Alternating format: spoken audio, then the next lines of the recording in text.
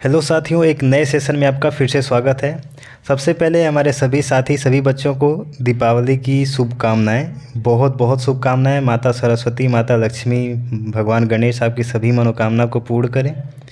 तो दीपावली की बहुत सारी शुभकामनाएं। पटाखे जलाएं सेफ्टी के साथ। तो दोस्तों, इस पेपर में हम करने वाले हैं एसएससी जीडी 2024-25 के लिए, जो कि प्रीवियस ईयर जीके पेपर है। ये आपका पिछले साल पूछा गया पेपर है और सेकंड शिफ्ट में ये पूछा गया क्वेश्चन है। और कितना क्वेश्चन हम डिस्कस करने वाले हैं? 20 क्वेश्चन, यानी कि प्रीवियस ईयर जीके का हम 20 क्वेश्चन पेपर में आया हुआ डिस्कशन करने वाले हैं। तो इस 20 में से आपने कितने प्रश्न का सही जवाब दिया, आपको कमेंट में लिख के बताना है, ठीक है ना? एकदम ईमानदारी से, एकदम पेपर की तरह आपको देना है। तो चलिए आज का सेशन शुरू करते हैं। एक बार फिर से सभी साथी को दीपावली की शुभकामनाएं। चलिए आज का पहला क्वेश्चन देखते हैं।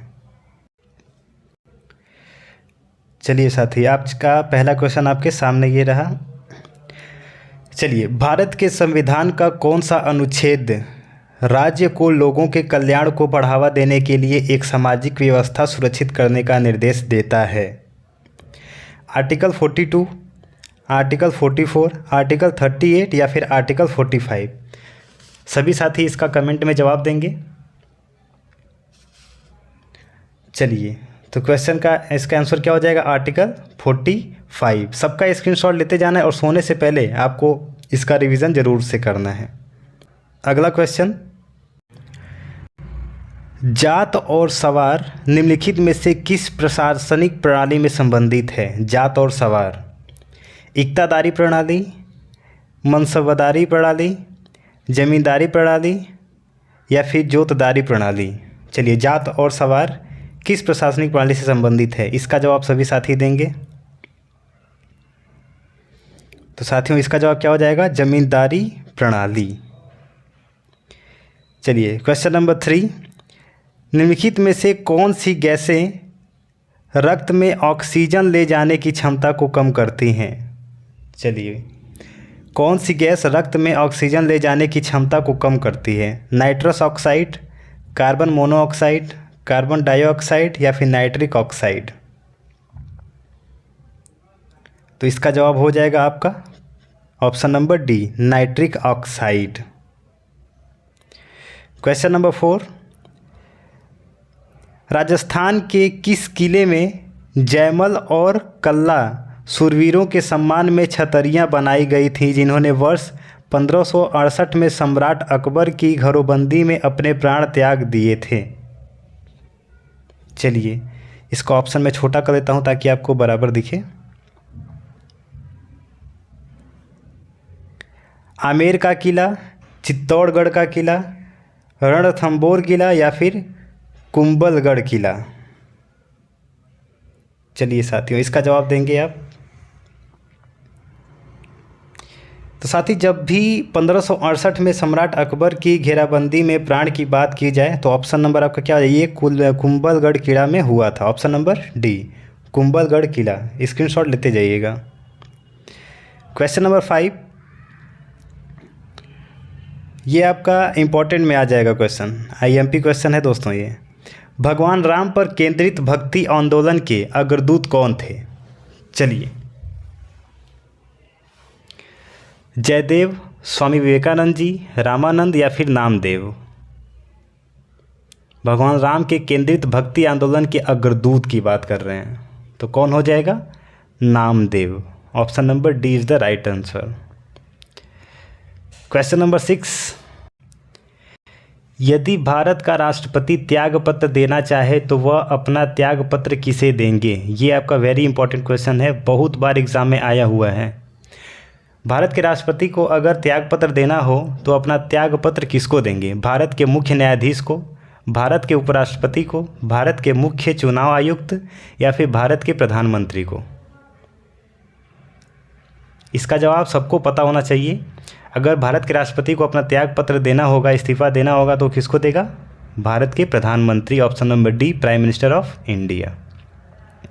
क्वेश्चन नंबर 7, धातु ऑक्साइड का स्वरूप होता है, किसका होता है? धातु ऑक्साइड का स्वरूप किसका होता है? तटस्थ का, कार्बनिक, सामान्य या फिर अम्लीय? तो साथियों, इसका जवाब क्या हो जाएगा आपका? ऑप्शन नंबर सी सामान्य। क्वेश्चन नंबर 8, भारत में प्रथम मुगल सम्राट कौन था? ये भी आपका इंपॉर्टेंट क्वेश्चन है। भारत में प्रथम मुगल सम्राट कौन था? शाहजहां, अकबर, हुमायूं या बाबर? तो option number C Humayun. Question number 9, tsunami के कारण होता है, थोड़ा छोटा कर लेता हूं ताकि आपको पूरा ऑप्शन बराबर दिखे।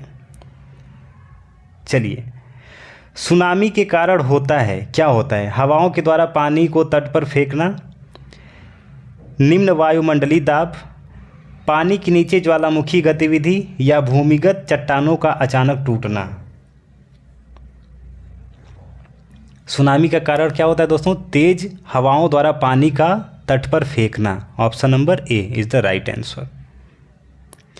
क्वेश्चन नंबर 30 आज का 10वां क्वेश्चन, विवेकानंद रॉक मेमोरियल कहाँ स्थित है? विवेकानंद रॉक मेमोरियल कहाँ स्थित है? लद्दाख, कन्याकुमारी, अंडमान या फिर श्रीनगर में?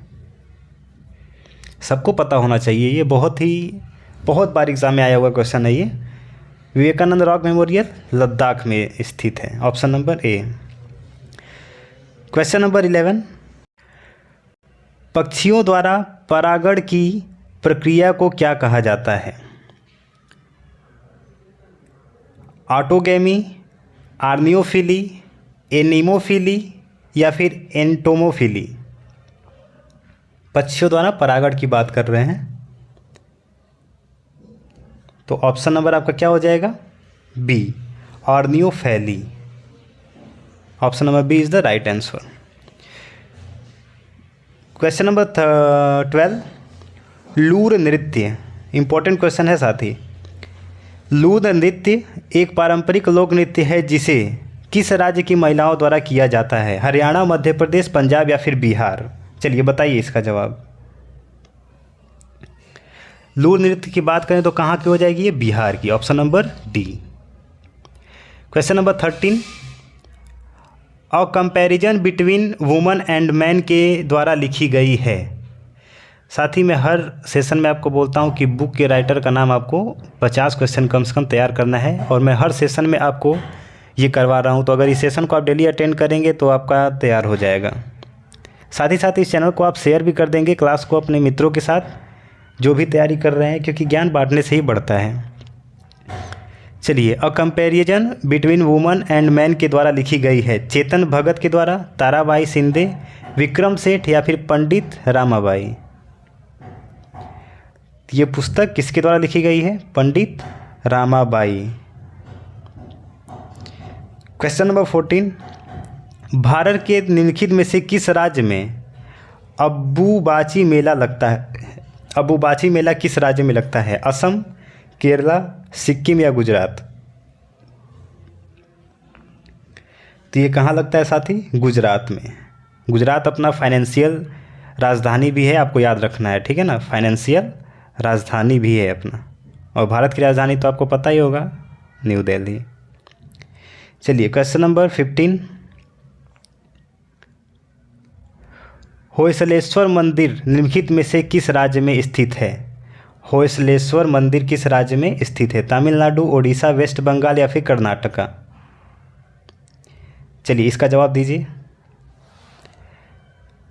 होयसलेश्वर मंदिर कहाँ स्थित है? ऑप्शन नंबर बी, ओडिशा में। क्वेश्चन नंबर 16, भारत सरकार की प्रधानमंत्री वय वंदन योजना का संचालन कौन सा संगठन कर रहा है? यूनिट ट्रस्ट ऑफ इंडिया, डाकघर, भारत की LIC या फिर भारतीय स्टेट बैंक? देखिए दोस्तों, भारत की वय वंदन योजना की बात करें तो ये भारत की LIC करती है। कौन करती है? Option number C, LIC of India, Bharat की LIC। क्वेश्चन नंबर 17, केंद्रीय मंत्री जितेंद्र सिंह के अनुसार भारत के स्वास्थ्य सेवा उद्योग के किस वर्ष तक बढ़कर $50 अरब होने की उम्मीद है? 2025, 2023, 2027 या फिर 2030? तो ऑप्शन नंबर आपका हो जाएगा 2027 तक। Option number C is the right answer. Question number 18, किस टेलीकॉम कंपनी की सहायक company Nextra data limited Karnataka में फ्यूल सेल टेक्नोलॉजी की तैनात करने जा रही है? रिलायंस, भारती एयरटेल, बीएसएनएल या फिर वोडाफोन आइडिया? चलिए, इसका जवाब क्या हो जाएगा आपका? भारतीय एयरटेल।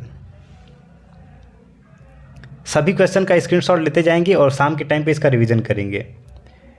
चलिए, क्वेश्चन नंबर 19, किस दिन को अंतर्राष्ट्रीय लोकतंत्र के रूप में मनाया जाता है? इंपॉर्टेंट क्वेश्चन है आपका, एग्जाम में बहुत बार आया हुआ है।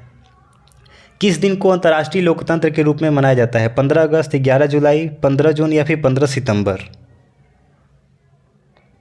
तो 11 जुलाई, यानी कि ऑप्शन नंबर बी आपका सही जवाब होगा। 11 जुलाई को अंतर्राष्ट्रीय लोकतंत्र दिवस मनाया जाता है। आज का लास्ट क्वेश्चन, किस राज्य सरकार ने अपनी 6 केंद्रीय जेलों में 8 डिस्पेंशन सेंटर लॉन्च किए हैं? असम, झारखंड, महाराष्ट्र या फिर केरला? चलिए बताइए। जेलों में 8 डिस्पेंशन सेंटर लॉन्च किया गया है, असम में, झारखंड में, महाराष्ट्र में या फिर केरला में? साथियों, इसका जवाब देने से पहले मैं आपको एक चीज़ बताना चाहूँगा कि इस चैनल को आपको सब्सक्राइब कर लेना है, क्योंकि हम यहाँ पे डेली का हम यहाँ पे सेशन कर रहे हैं प्रीवियस ईयर एग्ज़ाम का। तो चैनल को सब्सक्राइब करके अपने साथियों के पास शेयर भी कर देना है, ताकि जब भी हम इस पे कोई वीडियो डालें या फिर लाइव क्लास चलें तो आपको सबसे पहले नोटिफिकेशन से पता चल जाए। और आपने 20 क्वेश्चन में से कितने क्वेश्चन का सही जवाब दिया आपको कमेंट में ज़रूर बताना है, ठीक है ना? तो साथियों, इसका जवाब क्या हो जाएगा आपका? Option number D, Kerala. चलिए साथियों, हैप्पी दिवाली फिर से सभी को। कल मिलते हैं फिर से एक न्यू सेशन में। तब तक के लिए सभी को हैप्पी दिवाली एंड जय हिंद।